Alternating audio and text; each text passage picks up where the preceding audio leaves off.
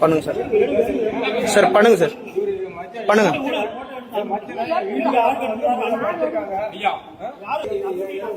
எல்லாரும் பாத்துங்க, சாப்பிட்டுட்டு தான் இருந்தோம், உட்காந்து சாப்பிட்டுட்டு தான் இருந்தோம்.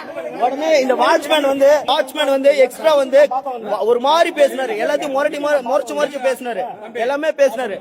இவர் வந்து பாத்தீங்கன்னா இப்ப வந்து லைவ்ல போடுறேன் பாத்து சொல்லு எல்லாத்தையும்.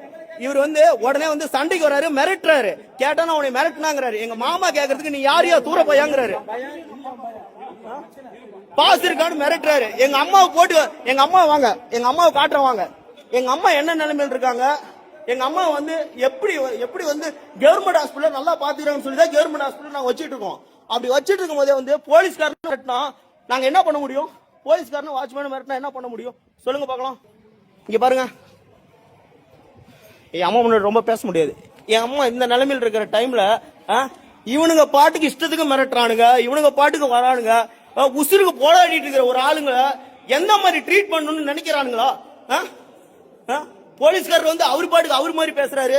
இவர் வாட்ச்மேனு, இவர் வந்து என்ன மாதிரி முறைச்சிட்டு என்ன மாதிரி திட்டிட்டு இருக்காரு தெரியுங்களா? இல்ல மாமா இது அவ்வளோ, இது நானும் போட்டு விடுறேன் மாமா. இவர் பேசுன வார்த்தை எப்படி எல்லாம் பேசினாரு. அவரு கவர்மெண்ட் ஸ்டாஃப் தான் சார். நீங்க என்ன சொன்னீங்க சார்? நீங்க என்னங்க சார் சொன்னீங்க? நீங்க என்னங்க சார் சொன்னீங்க? அவரை பாருங்க, அவரை பாருங்க, அவரை பாருங்க.